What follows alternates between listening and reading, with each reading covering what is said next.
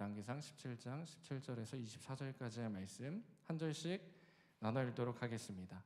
2일 후에 그 집 주인 되는 여인의 아들이 병들어 증세가 심히 위중하다가 숨이 끊어진지라.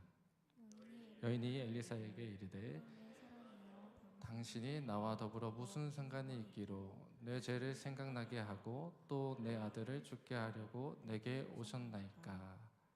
엘리야가 그에게 그의 아들을 달라 하여 그를 그 여인의 품에서 받아 안고 자기가 거처하는 다락에 올라가서 자기 침상에 누이고 여호와께 부르짖어 이르되 내 하나님 여호와여, 주께서 또 내가 우거하는 집 과부에게 재앙을 내리사 그 아들이 죽게 하셨나이까 하고 그 아이 위에 몸을 3번 펴서 엎드리고 여호와께 부르짖어 이르되 내 하나님 여호와여, 원하온대 이 아이의 혼으로 그의 몸에 돌아오게 하옵소서 하니 여호와께서 엘리야의 소리를 들으심으로 그 아이의 혼이 몸으로 돌아오고 살아난지라. 엘리야가 그 아이를 안고 다락에서 방으로 내려가서 그의 어머니에게 주며 이르되 보라, 내 아들이 살아났느니라. 여인이 엘리야에게 이르되 내가 이제야 당신의 하나님 사람이시오 당신의 입에 있는 여호와의 말씀이 진실한 줄 아노라 하니라. 아멘. 다시 살리시는 하나님이라는 제목으로 하나님의 말씀을 나누려고 합니다. 저는 어색하지만 1월 6교회 행정을 담당하고 있고 성인 공동체를 담당하고 있는 양주영 목사이고요. 대학 청년들 예배 드리는 것을 왔다 갔다 하면서 잠시만 이렇게 보고 가긴 했는데 이렇게 함께 말씀을 나누게 돼서 너무 귀하고 너무 떨립니다. 여러분, 하나님의 말씀을 통해서 새로워지는 귀한 시간이 되기를 도전합니다. 여러분은 지금까지 살아오면서 죽음에 대해서 혹시 묵상하거나 죽음에 대해서 혹시 어려움에 당했던 적이 있으신지요?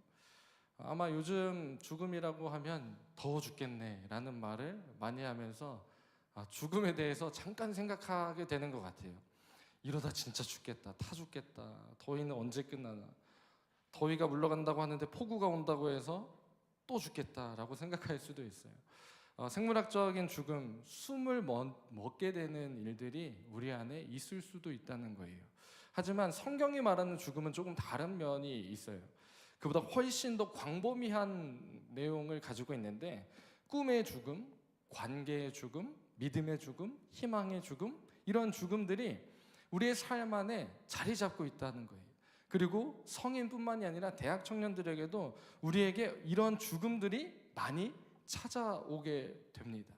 취업이 계속 실패되고 어려움이 있을 때 내 미래는 끝난 것 같아, 내가 살아가는 이 세상은 희망이 없어 라고 하며 절망 가운데 있는 죽음이 있을 수 있어요. 사랑하는 사람과 헤어지면서 다시는 사랑할 수 없을 것 같아 라고 하면서 이제 사랑이 끝났다고 생각하는 청년들도 있을 수 있을 거예요. 신앙생활을 하면서도 신앙생활의 여정 끝에 변화가 없어서 하나님이 정말 계실까? 하나님이 나를 버린 건 아닐까? 라고 하는 의심하는 죽음이 우리 안에 도사리고 있을 수도 있어요. 여러분은 이런 경험을 한 번쯤 해보셨을 겁니다. 오늘 우리가 함께 나눌 이 말씀은 겉보기에는 작은 가정에서 일어난 아주 작은 일이라고 볼 수도 있어요. 그러나 이 사건은 죽음과 회복, 신앙의 위기와 부활이라는 깊은 주제를 담고 있는 것이 바로 오늘 본문의 말씀입니다.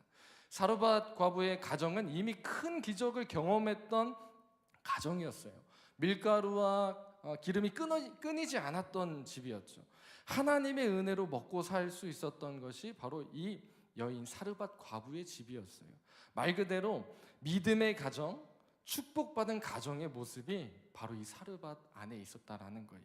그런데 오늘 본문을 보게 되면 밥이 끊이지 않고 많은 것들이 풍족했던 이 사르밧의 가정 안에 아들이 죽게 되는 일을 보게 됩니다. 하나님, 도대체 왜 이런 일을 벌이신 겁니까? 믿으면 이런 일이 일어나지 않아야 되지 않습니까? 라고 물어볼 수 있어요. 여러분도 이런 질문들을 해보셨을 수 있어요. 하나님, 내가 이렇게 헌신하고 찬양팀으로 또 새가족 안내로 교회에서 이렇게 많은 일을 하면서 하나님을 예배하고 있는데 나에게 이런 어려움이 없어야 되지 않습니까? 라고 이야기할 수 있어요. 바로 오늘 이 말씀이 바로 그 질문에 답을 해주시는 하나님의 메시지라고 볼 수 있습니다. 청년 여러분, 우리의 각자의 가정과 또 신앙, 인생에 찾아온 죽음과 같은 절망이 어떻게 하면 하나님의 회복으로 변화가 될 수 있는지를 함께 나누어 보기를 원합니다. 오늘 본문의 말씀 17절을 함께 읽어보도록 하겠습니다. 17절 시작. 이 일 후에 그 집 주인 되는 여인의 아들이 병들어 증세가 심히 위중하다 숨이 끊어진지라. 숨이 끊어진지라. 여기서 주목해야 되는 것은 그 집 주인, 바로 사르밧 과부를 의미하고 있죠. 이 사르밧 과부라고 하는 이 집주인은, 그녀는 하나님의 은혜로 엘리야를 맞이했고 그 은혜로 기름과 가루가 끊임없이 나오게 되었어요. 잠깐 우리가 여기서 놓치지 않아야 될 것은, 중요한 사실은 바로 이 여인은 이미 하나님의 은혜를 입은 자였다라는 거예요. 하나님의 기적이 그 집안에 있었다라는 것이죠.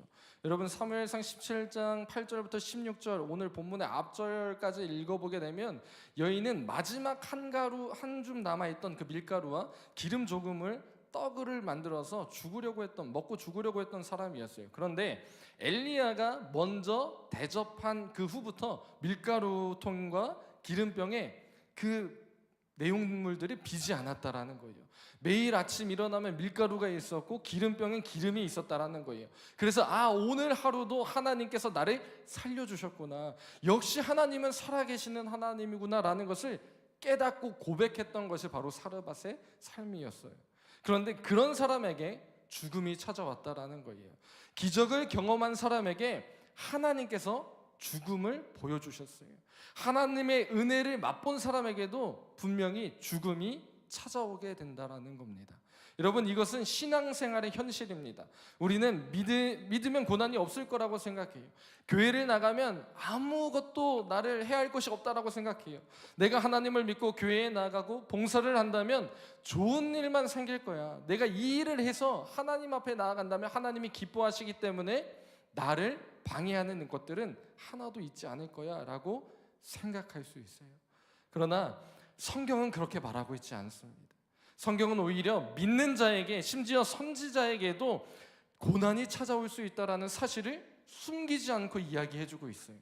그렇다면 믿음은 무엇입니까?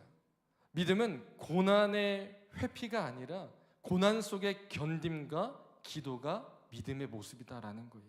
믿음은 죽음의 현실을 부정하는 것이 아니에요. 죽음 넘어 있는 부활을 바라보는 것이 바로 믿음이다라는 거예요. 18절에서 과부의 반응을 함께 보도록 하겠습니다. 함께 읽어보겠습니다. 하나님의 사람이여, 당신이 나와 함께 거하려고 내게 오셨거든 어찌하여 내 죄를 생각나게 하시고 내 아들을 죽게 하셨나이까. 이렇게 말씀하고 있어요. 우리는 여기서 놀라운 장면을 바라볼 수 있어요. 이 여인이 엘리야를 비난하고 있는 거예요. 당신 때문에 내 아들이 죽었다라는 거예요.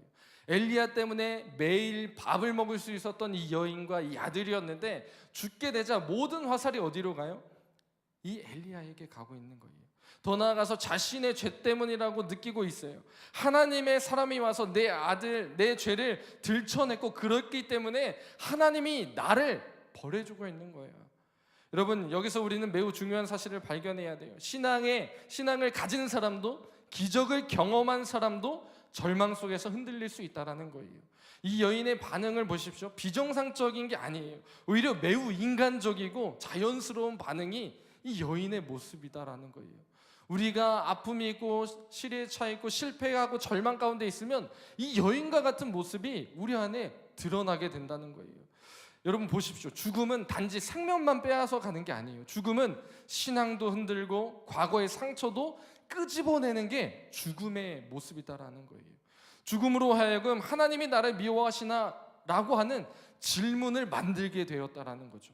오늘 여러분들 중에 그런 질문을 하실 수 있는 분도 있을 거예요. 하나님을 믿고 따랐는데 왜 이런 일이 일어났을까? 왜 이해할 수 없는 일들이 내 삶에 가득할까? 혹시 내가 하나님 앞에 이전에 범죄했던 것 때문에, 하나님 앞에 잘못했던 것 때문에 이건 내 죄 때문인가? 라고 생각하는 사람이 있을 수 있어요. 하나님이 나를 벌해주시고 있는 건가? 이런 마음이 드실 수 있다는 거죠. 하지만 우리는 여기서 기억해야 됩니다. 하나님은 우리를 벌하시기 위해서 고난을 허락하시는 것이 아니라 우리를 회복시키시고 하나님의 살아계심을 알게 하시기 위해 우리에게 고난을 주신다는 거예요. 그리고 더 깊은 은혜를 위해서 잠시 어둠을 허락하신 겁니다. 19절 말씀을 우리가 함께 보도록 하겠습니다. 19절 말씀 함께 읽겠습니다. 엘리야가 그에게 그의 아들을 달라 하여 그를 그 여인의 품에서 받아 안고 자기가 거처하는 다락에 올라가서 자기 침상에 누이고. 여기서 엘리야의 반응을 주목해 보십시오. 엘리야의 반응을 아주 간단합니다. 그는 변명하지 않았어요. 변명하지 않고 항변하지도 않았어요. 과부가 자신을 비난해도 말대꾸하지 않았어요. 저와 같았더라면 아마 분명히 이야기했을 거예요. 나 때문에 밥 먹고 있었잖아. 나 때문에 기름 종아리라도 더 받아서 먹을 수 있었잖아. 내 잘못이 아니라 네가 요리를 잘못한 건 아닐까? 라고 이야기했을 수도 있을 것 같아요. 그런데 엘리야는 아무런 반응을 보이지 않아요. 변명도 하지 않았고 항변도 하지 않았고 과부가 자신을 비난해도 말대꾸조차 하지 않았어요. 이런 얘기가 계속 일어나면 조용히 하고 있어. 가만히 좀 있어봐. 내가 무슨 상황인지 알아볼게 라고 하는 말조차 엘리야는 하지 않았다라는 거예요. 그는 무엇을 하고 있죠? 대신 그는 무엇을 합니까? 죽은 아이를 자기 품에 안습니다. 여러분, 이것이 얼마나 놀라운 행동일까요? 당시 이스라엘에서는 시체를 만지면 부정하게 된다라는 것을 우리는 성경을 통해서도 보게 됩니다. 특히 선지자라면 시체를 가까이 하는 건 더욱 조심해야 하는 일이었어요. 그런데 엘리야는 그 죽은 아이를 자신의 품에 안았다라는 거예요. 그리고 자기 방, 다락방으로 올라갔어요. 여기서 다락방이라고 하는 다락은 히브리 말로 알리야인데 이 뜻은 무엇이냐면 올라가다라는 뜻을 가지고 있어요. 즉 가장 높은 곳으로, 하나님과 가장 가까운 곳으로 나아갔다라는 것을 의미하고 있어요. 엘리야는 죽은 생명을 가지고 자기 품에 안아서 하나님께로 올라간 거예요. 여러분, 이것이 바로 중보자의 태도입니다. 우리의 삶 가운데 중보자의 사명을 감당하려고 한다면 이 모습을 우리는 기억해야 돼요. 죽음을 외면하지 않고 회복의 가능성을 하나님께 두고 올라가는 태도가 중보자의 태도라는 것입니다. 우리 오늘 주변을 바라보십시오. 죽어가는 것들이 너무 많습니다. 우리가 아울리치를 가고 또 우리가 난민 캠프에 가서 우리가 사역을 하고 또 청소년들과 우리 116교회 차세대를 위해서 우리가 계속해서 사역을 하는 것이 무엇입니까? 바로 죽어져 가고 있는 영혼들을 구원하기 위해서 나아가고 있는 것이 바로 우리가 하고 있는 사역이지 않습니까? 그리고 우리가 중보하고 있는 모습이지 않습니까? 죽어가고 있는 가정, 죽어가고 있는 우리의 관계들, 죽어가고 있는 우리의 꿈들, 죽어가고 있는 우리의 신앙들, 이럴 때 우리는 어떻게 해야 되는가? 에이, 그냥 포기해, 이럴 건가요? 어쩔 수 없지 뭐, 이건 그냥 넘겨도 되지 않을까? 이것보다 더 큰 일이 있을 텐데 이것 하나쯤은 넘어도 돼 라고 하며 살아갈까요? 아니라는 거예요. 엘리야처럼 그 죽은 것을 품 안에 안고 하나님께로 올라가야 되는 것이 우리의 인생의 모습이다라는 거예요. 기도의 자리로, 말씀의 자리로, 예배의 자리로 올라가야 되는 것이 우리의 사명이다라는 것을 오늘 말씀해주고 있습니다. 20절 말씀에 엘리야의 기도를 한번 들어보도록 하겠습니다. 20절 말씀 함께 읽어보겠습니다.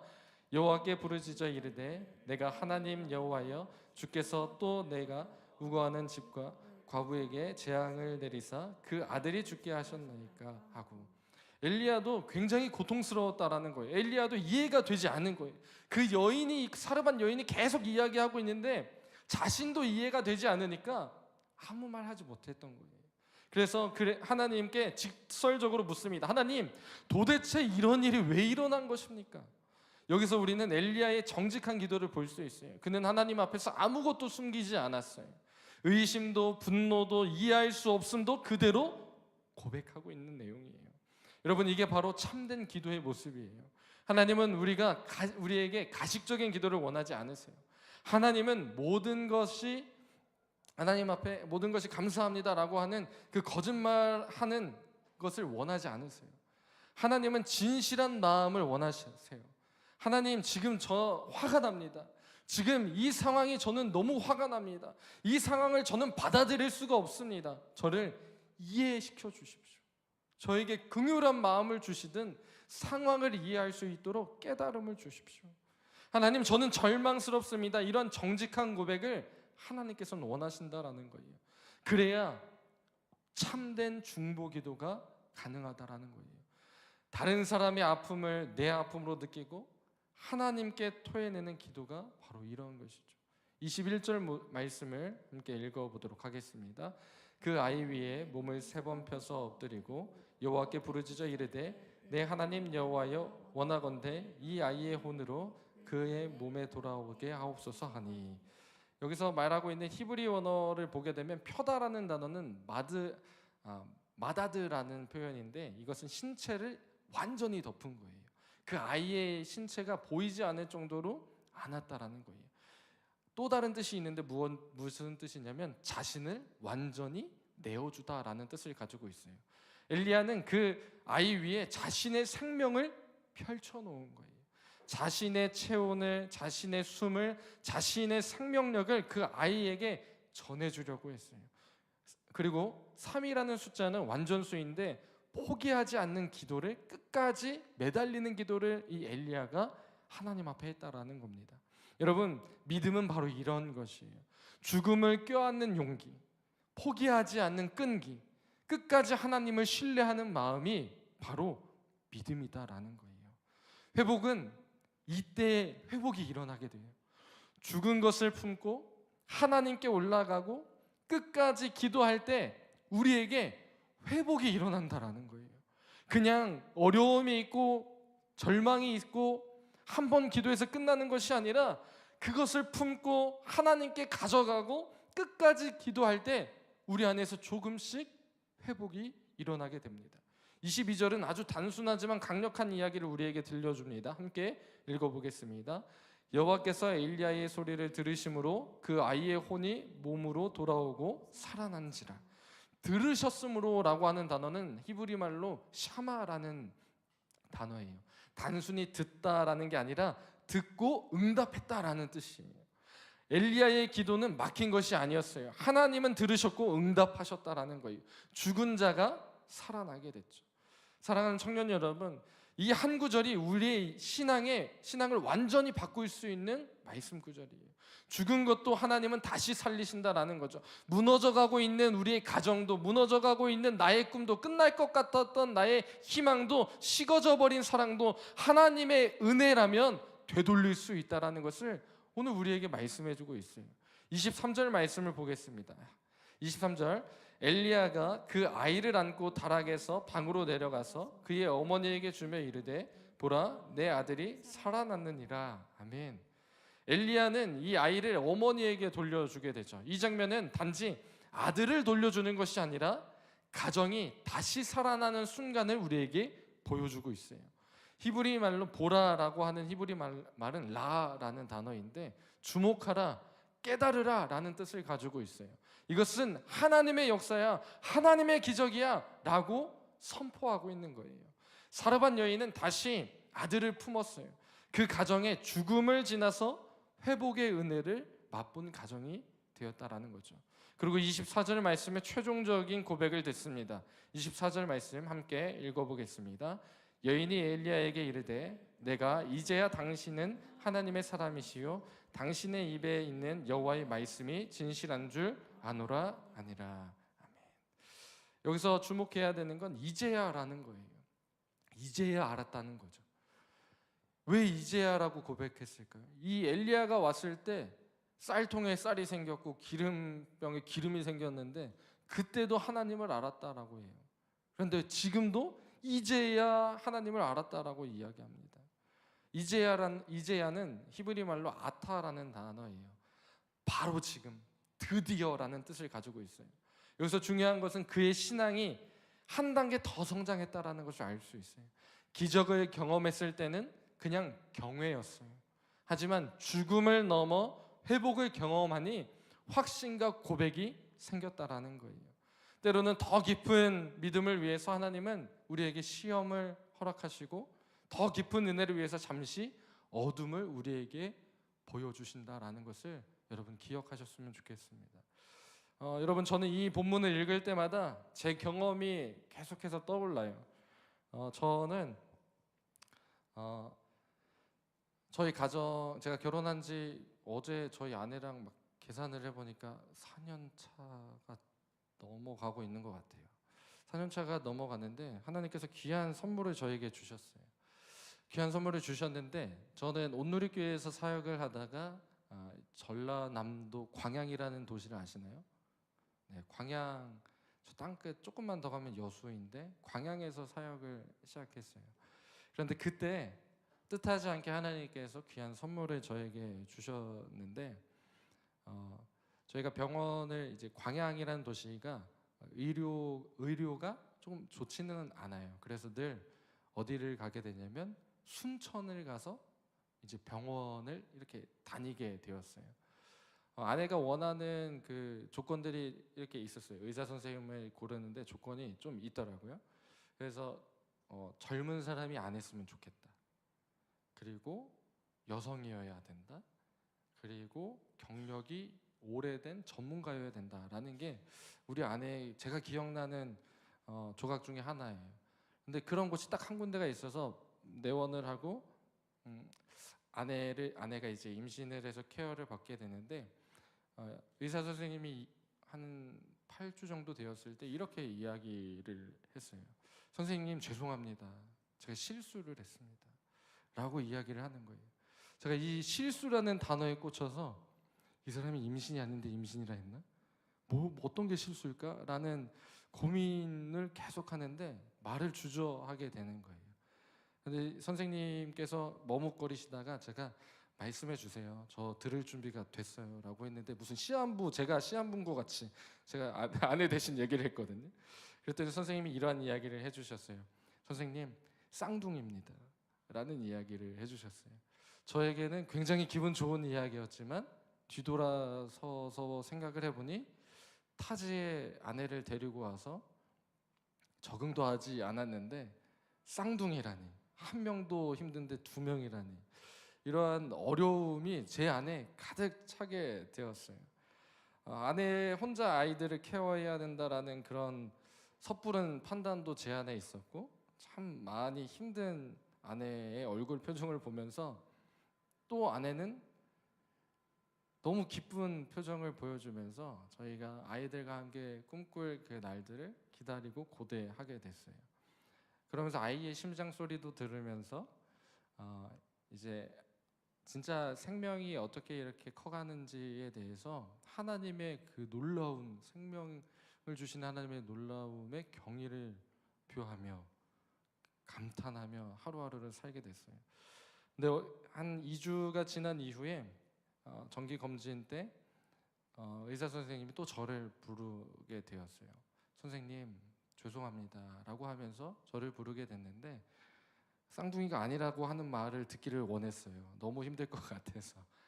근데 하나님께서 그런 상황을 만들어주지 않으셨어요.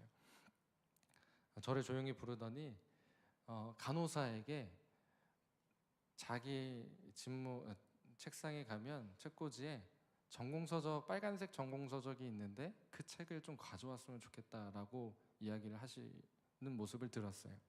제가 그 모습을 보면서 제가 굉장히 위안을 받은 건 의사 선생님도 모를 수 있구나, 전문가도 모를 수 있구나라는 걸 알게 되면서 되게 마음이 평안해지기 시작했어요.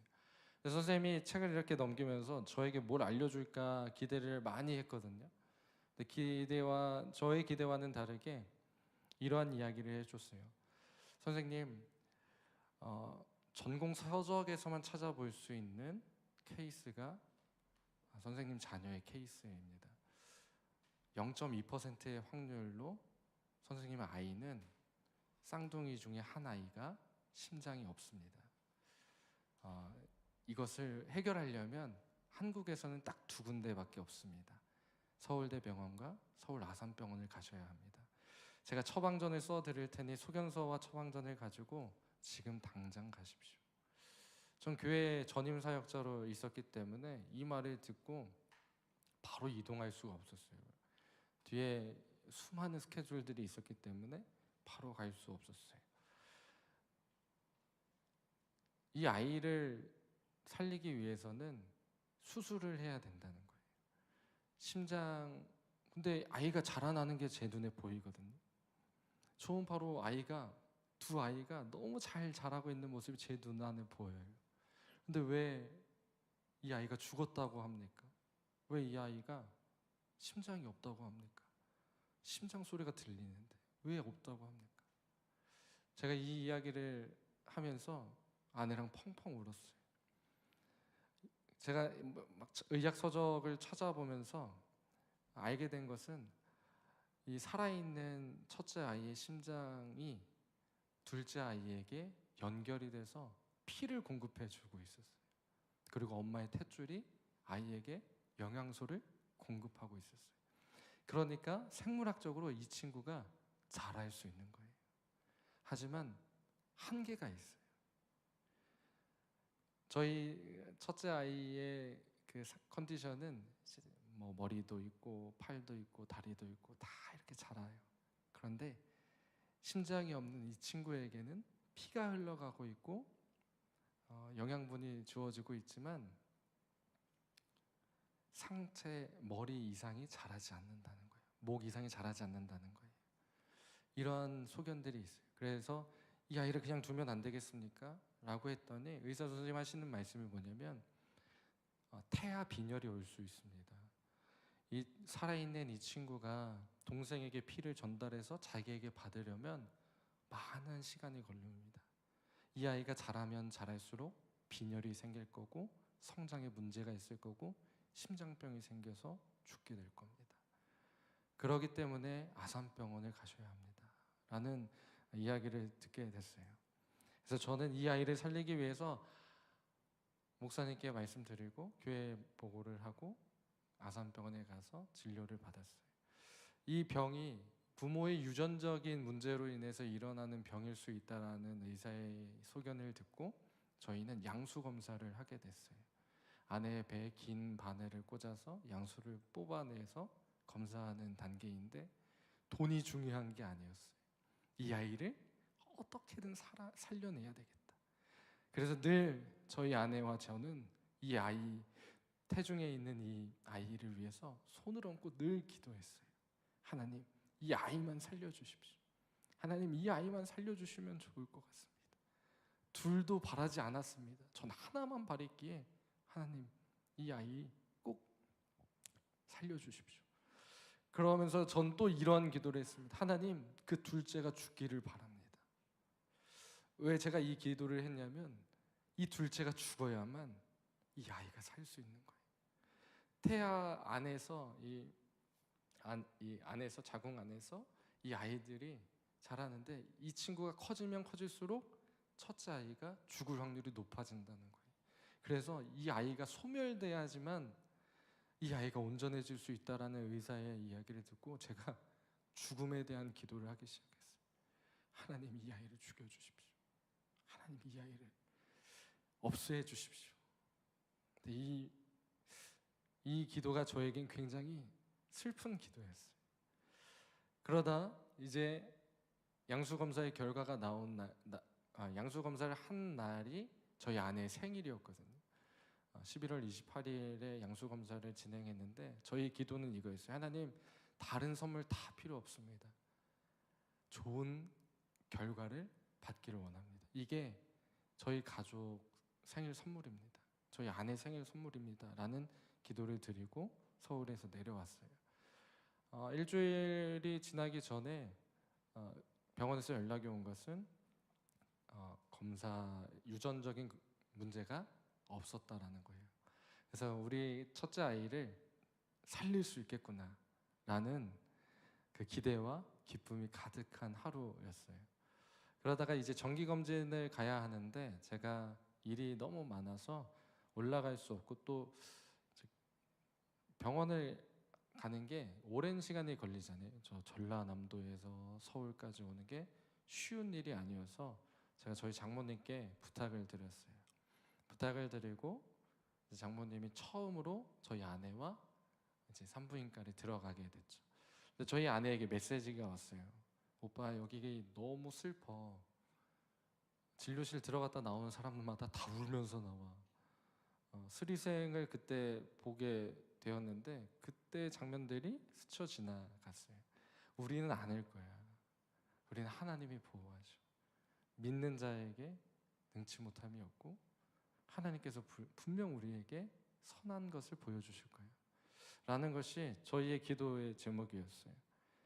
그런데 아내가 들어간 이후에 저에게 한 통화 전화가 왔는데 아이가 심장이 멈춰져 있다라는 소식을 들었어요.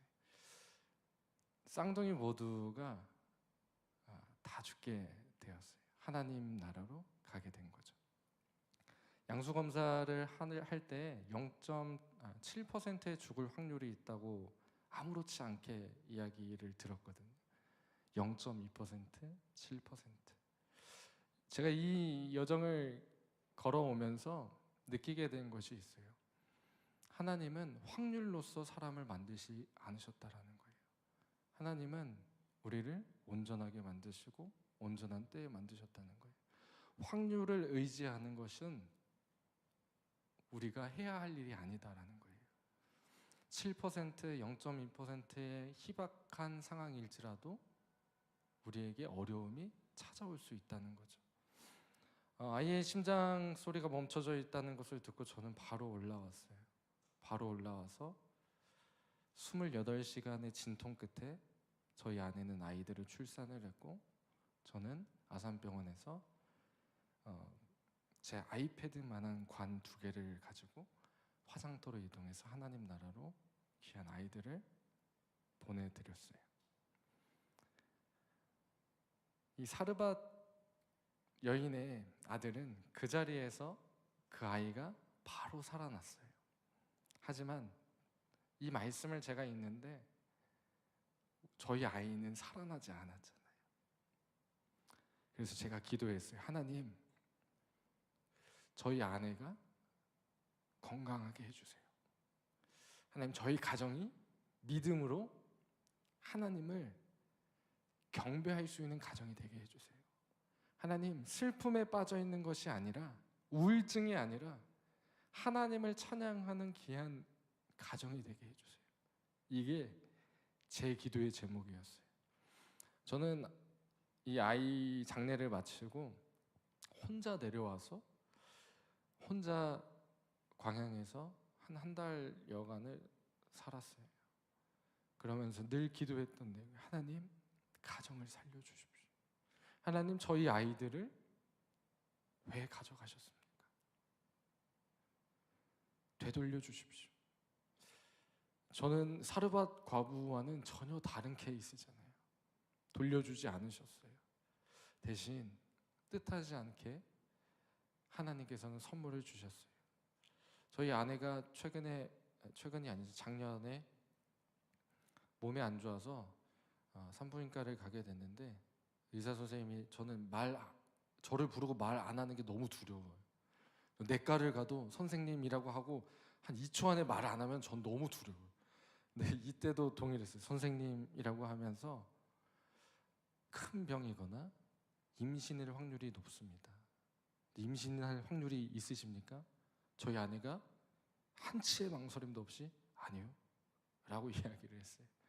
그런데 알고 보니까 하나님께서 귀한 선물을 뜻하지 않게 주셨고 지금 저를 똑 닮은 9개월짜리 아이가 이 세상에서 저희 가정을 가장 행복하게 하는 자녀로 지금 살아가고 있어요. 저와는 너무 관계가 다르지만 하나님은 즉시 살려주셨지만 사르밧 과부의 아들은 즉시 살려주셨지만 저에겐 시간을 두며 가정이 하나님을 바라볼 수 있는 시간을 허락해 주시고 새로운 은혜로 저를 회복시켜 주셨어요. 이것이 바로 하나님의 회복의 방식이다라는 거예요. 때로는 사르밧 여인처럼 잃었던 것을 그대로 바로 갚아주실 수 있지만 돌려주실 수 있지만 깨어진 관계가 원상복구되고 포기했던 꿈이 다시 살아나고 무너졌던 가정들이 그대로 회복되기도 합니다. 하지만 때로는 저처럼 다른 방식으로 회복을 주십니다. 새로운 관계로, 새로운 꿈으로, 새로운 기회로 우리를 채워주시는 하나님이 우리의 하나님이다라는 거예요.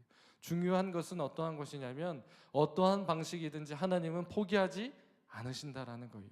사르밧 여인처럼 즉시 원상복구의 기적을 경험할 수도 있고, 지금 저처럼 시간이 걸리지만 새로운 은혜를 채워주실 수 있어요.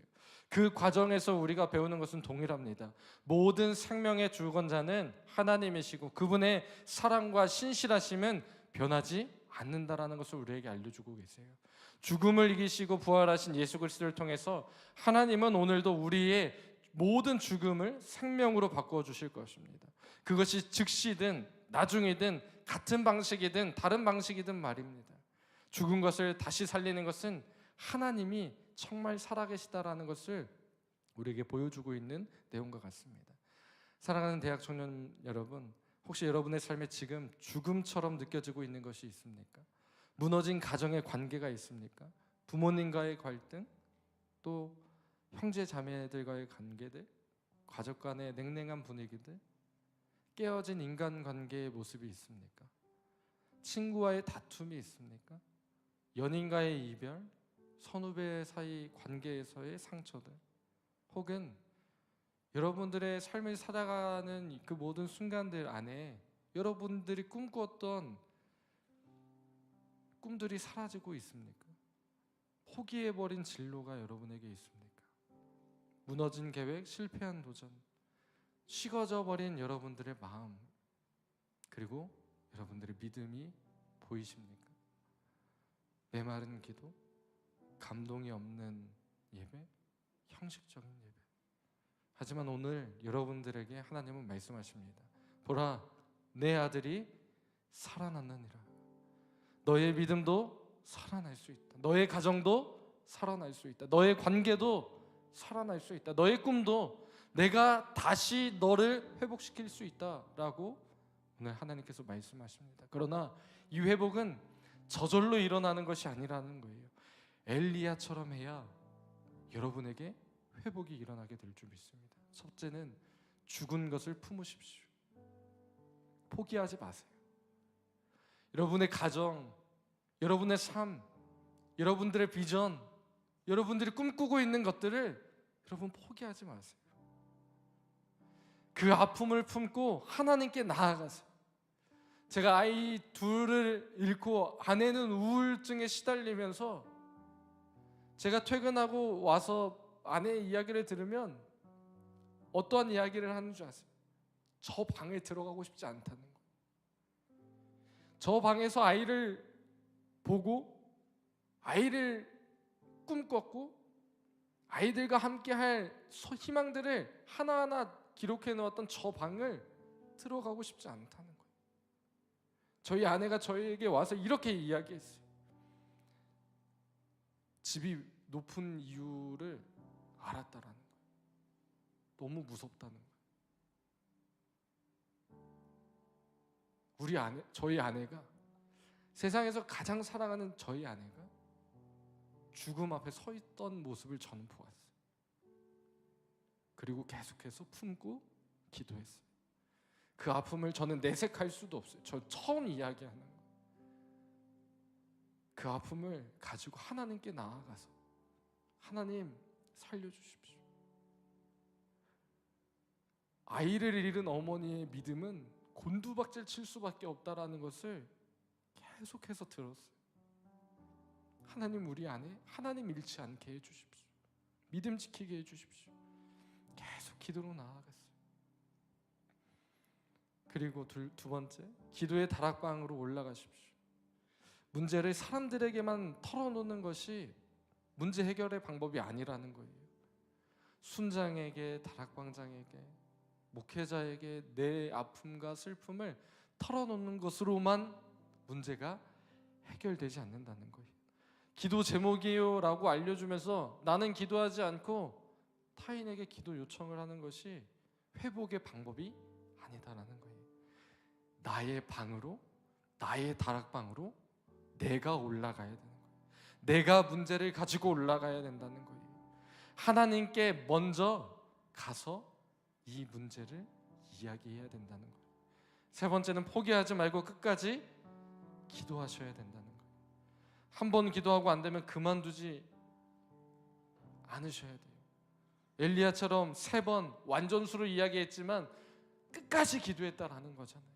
그 이상을 기도해야지 우리에게 회복이 일어난다는 거예요. 그때 하나님의 응답이 임하게 된다는 거예요. 하나님의 응답을 기대할 수 있는 여러분들이 되기를 소망합니다. 하나님은 들으시는 분이에요. 응답하시는 분이에요. 반드시 역사하실 분이에요. 우리는 죽음을 품고 기도했던 중보자 이 엘리야를 통해서 다시 살아난 이 아들을 바라보게 됩니다. 그리고 우리는 더 위대한 중보자, 십자가에서 죽음을 이기시고 부활하신 예수 그리스도를 통해서 모든 것이 살아나게 하시는 하나님을 만나게 될 줄 믿습니다. 예수님은 죽은 나사로를 살렸고 죽은 야이로의 딸을 살리셨어요. 심지어 예수님은 죽음에서 부활하셨어요. 그 예수님이 오늘도 여러분의 죽어가고 있는 모든 것들을 살리기 위해서 여러분들을 초청하고 계세요. 여러분들을 만나기를 원하시고 여러분과 함께하기를 원하세요. 그리고 여러분들을 통해서 죽어져 가고 있는 영혼들이 살아나기를 원하신다는 거예요. 다른 것을 의지하는 인생이 아니라 하나님만을 의지하는 대학 청년부 여러분들의 삶이 되기를 도전합니다. 이 시간 함께 우리 기도하며 나아가길 원합니다. 우리 함께 기도할 때 보라 내 아들이 살아났느니라. 하나님은 죽은 자도 살리시고 무너진 우리의 삶도 다시 일으켜 세우시는 분이십니다. 믿음이 식은 자리에 있을지라도 포기했던 우리의 꿈도 단절된 관계도 하나님의 생명이 임하면 회복되게 될 줄 믿습니다. 하나님께서는 들으시고 응답하시는 분이심을 우리는 기억합니다. 하나님, 우리가 기도의 자리로 올라갈 때 하나님께서 우리에게 기도의 문을 여시고 하늘의 놀라운 비밀을 알게 하실 줄 믿습니다. 엘리야는 죽은 아이를 품고 다락방으로 올라갔습니다. 중보자는 포기하지 않고 외면하지 않고 기도하는 사람입니다. 우리도 누군가의 무너진 삶, 죽어져 가고 있는 신앙을 품고 하나님께로 올라가기를 원합니다. 눈에 보이는 아픔만이 아니라 숨겨져 있는 절망까지도 끌어안고 기도하는 중보자가 되기를 바랍니다. 오늘 우리도 누군가를 위해서 엘리야처럼 기도해야 됩니다. 하나님, 일본에서 사역하고 있는 그 우리 아울리치 팀을 통해서 하나님의 사람들이 일어나게 해 주옵소서. 하나님, 우리가 품고 있는 그 땅들을 위해서 기도합니다. 하나님, 이 난민들 가운데 하나님의 사람들이 세워지게 하여 주옵소서. 하나님, 우리 가정을 위해 기도합니다. 하나님, 무너져 있던 우리 가정이, 하나님 가정과의 관계가, 부모님과의 관계가, 친구와의 관계가, 하나님 우리가 기도할 때에, 우리가 품고 다락방으로 올라가 기도할 때에 회복되는 은혜를 허락하여 주옵소서. 누군가를 위해 기도할 때에 희망의 불꽃이 일어나게 될 줄 믿으며 나아가오니 하나님 역사하여 주옵소서. 이러한 기도의 제목이 있는 분들은 다 함께 자리에 일어나셔서 주여 한번 외치신 후에 기도의 자리로 나아가겠습니다. 주여